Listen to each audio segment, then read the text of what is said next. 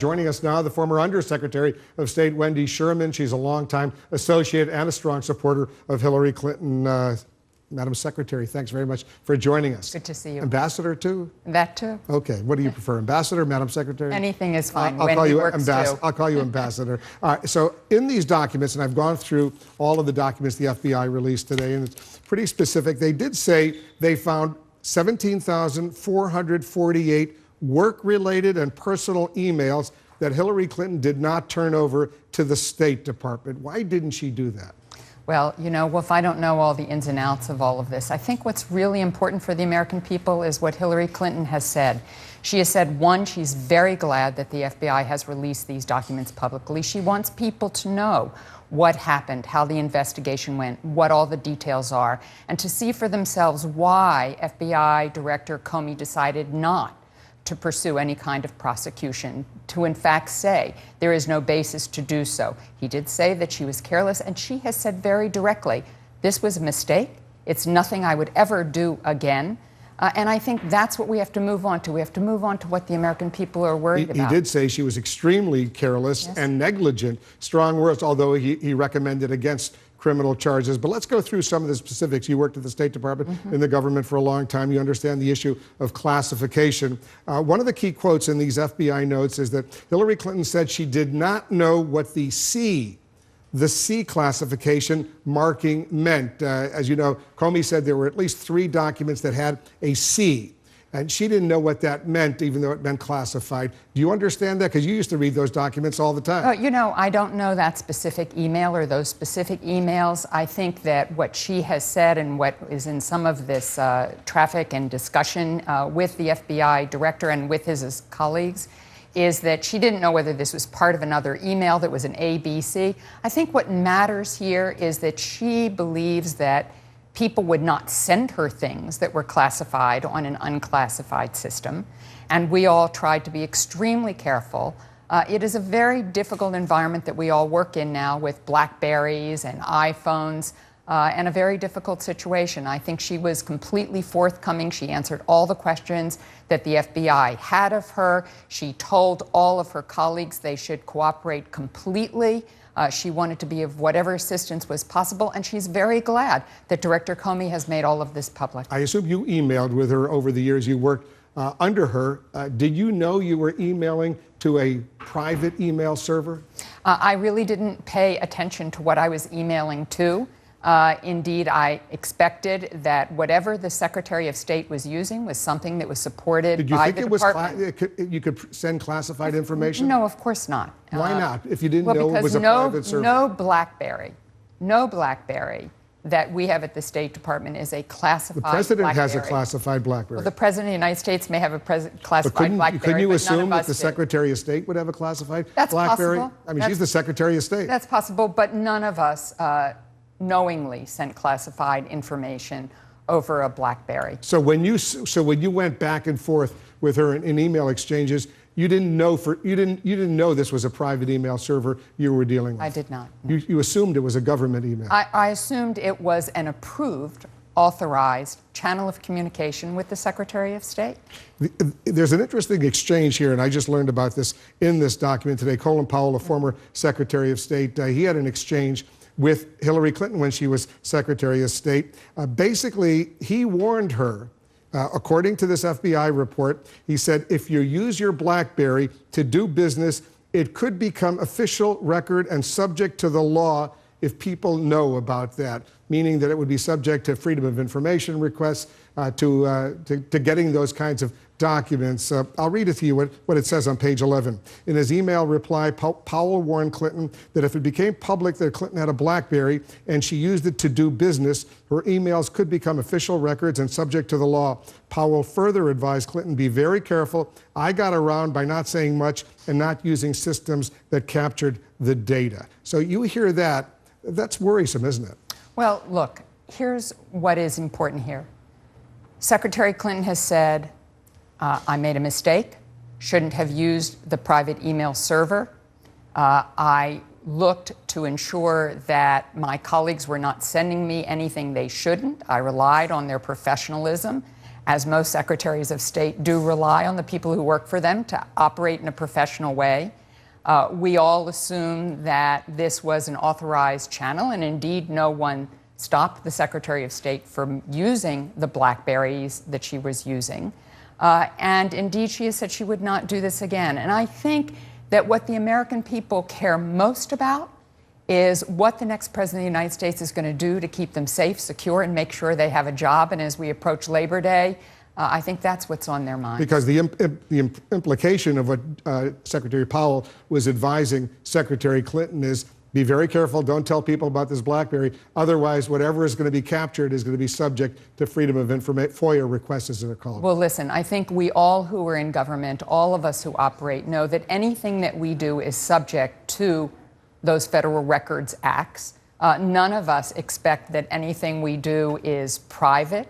And I'm sure the Secretary of State operated in the same way. Because the suspicion is, the charge against Hillary Clinton is she was doing this private email server to avoid having her emails captured for the federal record. I don't believe that for one moment. She is a public servant who has served this country in many capacities as a United States Senator, as a First Lady, and as Secretary of State. And she lives in this 24/7 media world.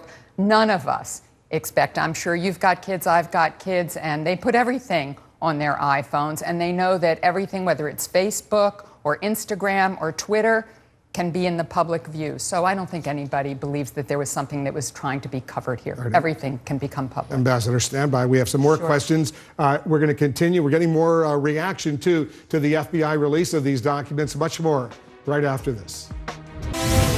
We're back with the former Undersecretary of State, Wendy Sherman. She's a longtime associate and supporter of Hillary Clinton. We've got a statement in from the Donald Trump campaign on these documents released by the FBI today, Hillary Clinton's email servers. I'll read it to you.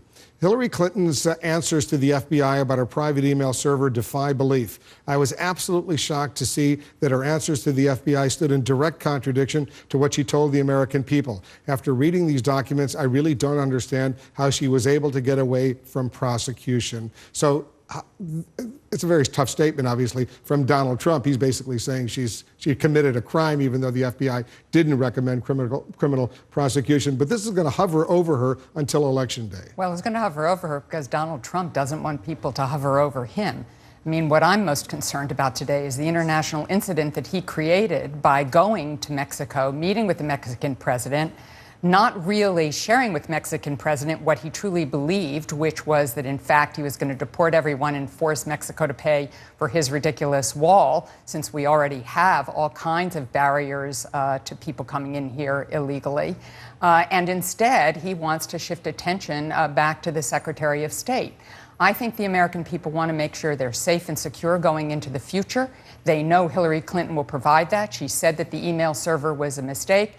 And Donald Trump really ought to be held accountable for what he did yesterday by creating an international incident with our close neighbor, Mexico. He didn't create it. The Mexican president invited Hillary Clinton as well to come to Mexico. Yes, indeed. So he went to Mexico, and he did not say to the Mexican president what he then turned around and said to the American people, which is that he was going to force Mexico to pay for his notion of a wall, that he was going to forcibly deport all of the 11 million undocumented people here, that he was going to, in fact, not allow young people who were born here, who came here with their parents and then were born here, their parents having come illegally, he was going to send them all out of the country. So, of course, Donald Trump wants to shift attention from what he has done. It's really quite extraordinary. You spent years working at the State Department. Now the State Department says they're going to release her entire schedule of meetings, and they're going to release this schedule mid-October or so. You saw that AP report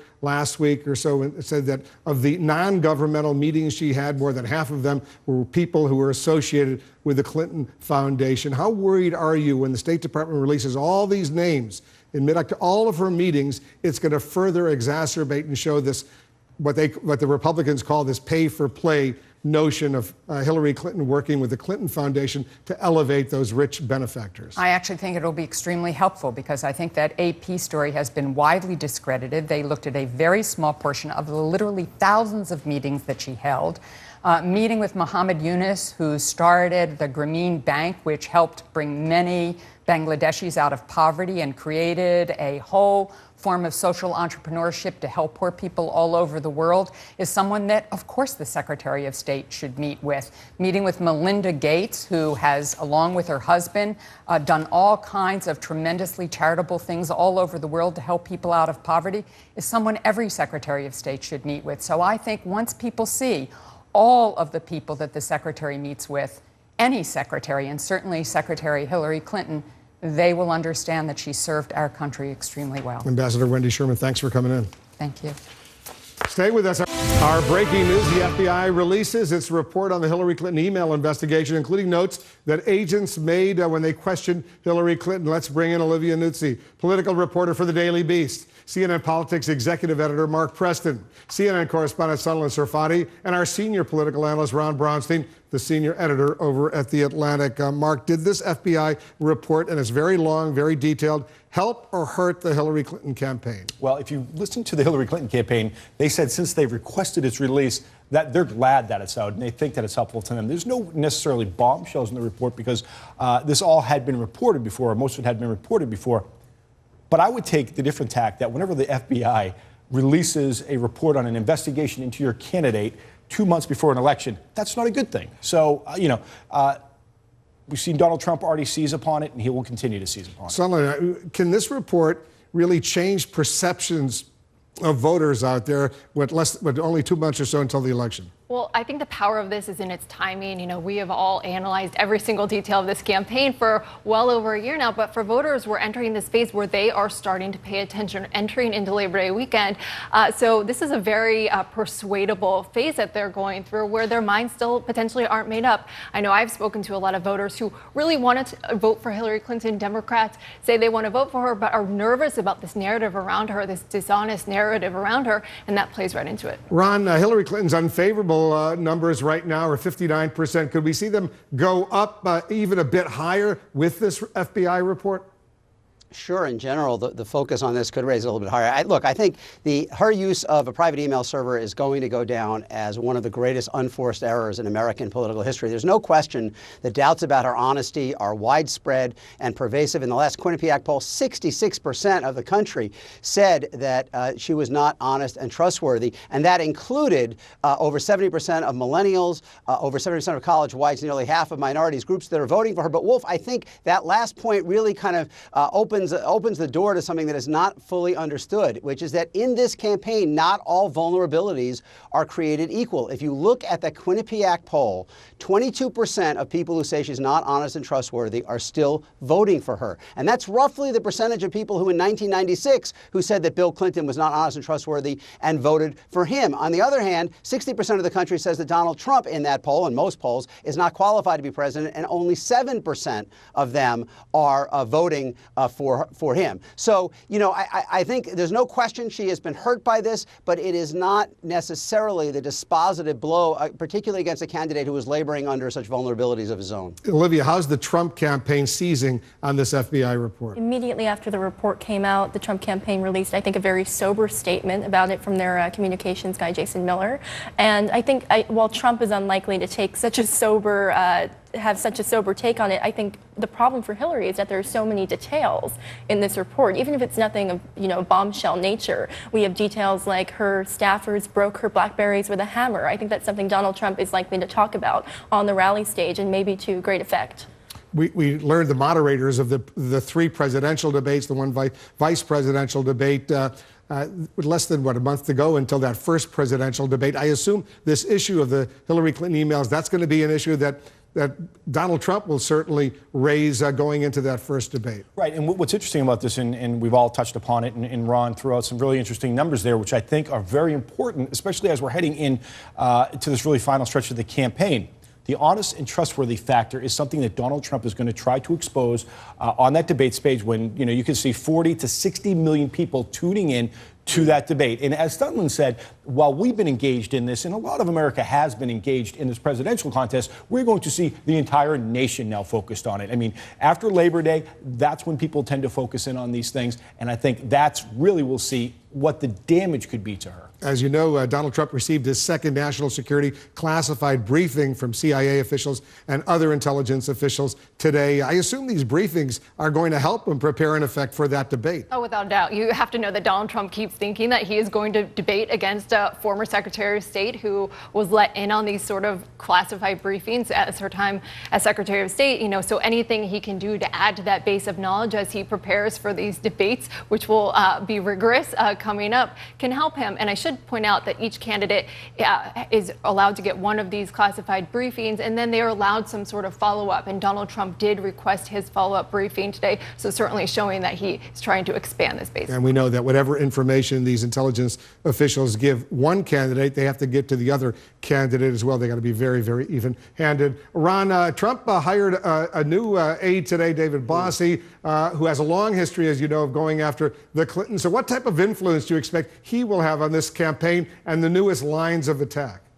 Well, all indications are that Donald Trump has a lot of faith in him and that he will have a lot of influence. And that, you know, you will continue to see a very high-octane criticism of Hillary Clinton across a wide front of issues. And look, Hillary Clinton can't let these honest and trustworthy numbers decline indefinitely or immeasurably. I mean, there is a point at which it becomes kind of a weight too large to bear. But at the moment, you know, as I continue to believe, as we look forward to the debates, and I actually think that more is baked in public perceptions at this point than maybe even common, typical in a presidential campaign, just because these figures are so well known. The fact is Donald Trump's biggest problems are the perceptions of him, not the perceptions of Hillary Clinton, and that has to be, I think, their primary focus in the debate. David Bossie hiring kind of points in the other direction. All right, guys, everybody stand by. Much more coming up. Also, there's other news we're following. In the last hour, I spoke with a longtime Clinton associate, the former Undersecretary of State, Wendy Sherman. Now let's bring in a Donald Trump supporter. Republican Congressman Tom Marino is a member of the Foreign Affairs, Homeland Security, and Judiciary Committees. He's joining us from Pennsylvania, his home state. Congressman, thanks very much for joining us. I appreciate you having me on.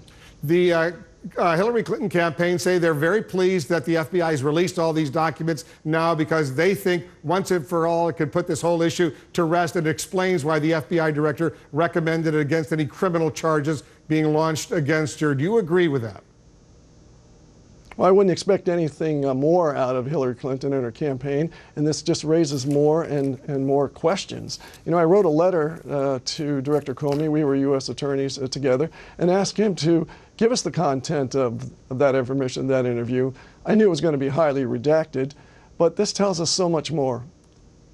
Well, it was released that he did exactly what you wanted. He released all the notes from that lengthy interview that Hillary Clinton gave the FBI, released all the recommendations to the Justice Department, why there should be no criminal charges. Yes, he says she was negligent, extremely careless in dealing with classified information, but broke no laws. You accept that conclusion from Comey? I do not accept it. First of all, he kept going back to there was no intent here. Intent has nothing to do with this. It's the negligence, the gross negligence on her part. And given the fact today, look how she answered the questions in the interview. How many I don't remember, I don't recall. Mr. Blitzer, you and I know, I'm a prosecutor, and that is the favorite line for defense attorneys when they try to get their defendants. Don't lie. And to prevent yourself from getting hung up in lying, say, I don't remember. She didn't remember classified information. She didn't remember training. I was a U.S. attorney over 6 years ago, and I remember the training I got for classified information and secret and top secret information. So what are you saying about Director Comey? I'm very surprised because we worked together as U.S. attorney. He was promoted to Deputy Attorney General. I don't quite understand the rationale here. And just remember, though, the president runs the Justice Department. So what more should he have done in your opinion, speaking as a former U.S. attorney? Well, first of all, it's rare that an FBI director steps out front and says to the American people why there is an indictment or why there is not an indictment. They make a recommendation to the Attorney General, and the Attorney General. But he wanted to be transparent. He said he wanted to be transparent with the American people on such a high-profile case. Well, how do you justify transparency when, first of all, intent isn't an issue, and you raise that? And what more do you need for gross negligence? You know, the American people are sick and tired of this, Mr. Blitzer. The higher the person goes up in the government, the more they get away with and the more money they make. I have prosecuted successfully cases with less evidence. Director Comey said no one has ever been prosecuted for the kinds of alleged problems that Hillary Clinton did with these personal email servers. You know, maybe not for that specific issue concerning the specifics that she didn't, when she's saying she didn't remember, or gross negligence versus intent, and I keep going back, intent had nothing to do with this. But still, with the evidence that came out over the past months, with the evidence that came out today, there is certainly enough there, Mr. Blitzer, to indict and let a grand jury make that determination. Because it just looks like this has been being so massaged from this administration that no wonder the American people are fed up with Washington. All right, let's move on and talk about Donald Trump, a man you support, that you want to be the next president of the United States. He's going to do an interview with an African-American bishop in Detroit tomorrow. The New York Times, as you know, they obtained a draft script showing 12 questions that were going to be asked and written responses, suggestions from Trump advisors, how he would respond. Does this highlight a potential problem that Donald Trump is scripting this kind of conversation with an African-American pastor instead of simply going before an African-American audience and speaking from the heart? I think it's a good thing that he goes before the African-American community. And you know Donald, he rarely stays on script. So you know he's going to answer other questions. He's going to go off script. He's going to read some of the script. But I know him personally. I've come to know him very well. And he's going to speak to the heart of this, look the African-American people in the eye and show what a leader he can be for them, because he is right. What has been the benefit with this administration for African-Americans over the years? There's still so much unemployment. There's still so much violence. There's still so many gangs, killings. Just look at Chicago, where the president's from. What's being done about that? But you know, it's only 68 days to go until the election, and the criticism of Donald Trump from the African-American community is, why has he waited so long to do this? Yeah, and you're going to have to ask him why he's waited so long. But I think the more he gets into this, don't forget, he's not a politician. Hillary Clinton's been a politician since the 70s. And he's understanding the fact of what's really going on in this country, and he sees it and takes it to heart. And he really wants to improve the quality of life for Americans, and he really wants to improve the quality of life for African Americans, because he employs so many African Americans, Hispanics. So he's the only one that's been able to create jobs. And let me ask you this, Mr. Blitzer, how's it been going the last 30 years with governors and senators and career politicians being president? We're $20 trillion in debt, 20 million people out of work or underemployed. Businesses are leaving the country in droves. Failed health care, the borders are open, terrorists in the country. I'll pick my money to go on Donald Trump, because I know he is concerned about my children. So you're and the youth of this country. You're blaming Democratic and Republican administrations over the past 30 years. Absolutely, absolutely, Mr. Blitzer. There's no question about it. I'm one that calls it like it is, and you know I don't. Just because I'm a Republican doesn't mean I don't criticize my own party. And the history shows that both parties have screwed up. Okay, Congressman, stand by. You can call me Wolf, by the way. We'll take a quick break. Much more right after this. We're back with Donald Trump supporter, Congressman Tom Marino. Congressman, it turns out, as you probably know by now, that Donald Trump added in that line about Mexico paying for the wall in his immigration speech the other night in Phoenix, only after the Mexican president tweeted that Mexico would not pay for the wall. Hillary Clinton called Trump someone who could be baited by a tweet. Did he prove her right in this particular instance? No, Donald Trump says what's on his mind, and that's what the American people want. At least that's what I'm hearing, not only in Pennsylvania, but across the country. He made it very clear that they were not going to discuss, according to their private conversation, concerning who was going to be paying for the wall. But I think there are several ways to pay for the wall. So, and I think Donald Trump is sticking to his guns. He should stick to his guns. We need that wall. The president of Mexico and Donald agreed on many things, the criminals crossing the border into the United States, the guns and the money going into Mexico, the people traveling from Central America up through Mexico to get to the United States. So they got off on a positive start. It's only the first conversation, and we know in politics and conversations like this, it takes more than one to try and reach an agreement. You're a member of Congress. You understand how the House and Senate works, Republicans and Democrats. Do you believe Democrats would vote for paying for a brand new wall to be built along those 2,000 miles? No, I don't, because here's the premise. A lot of the Democrats that I hear on the floor want amnesty, and to me it's the greatest voter registration scam in the history of this country. Because if these people are allowed to become U.S. citizens, you think most of them would vote for the Democratic Party? Is that what you're saying? Oh, of course, or else they wouldn't be U.S. citizens. Amnesty is not the answer here. Protecting the border is the first issue, and it protects Mexico as well. And we do need a wall there. We need the high-tech 21st century wall there. And certainly, I've been to Mexico. I've spoken. I'm vice president of the NATO Parliamentary Assembly. I've had conversations with Mexican leaders. They understand what the problem is, but they just don't seem to want to be able to do anything about this. Congressman Moreno, thanks very much for joining us. You bet. Just ahead, is there anything in the FBI report on Hillary Clinton's emails that could change voters' minds?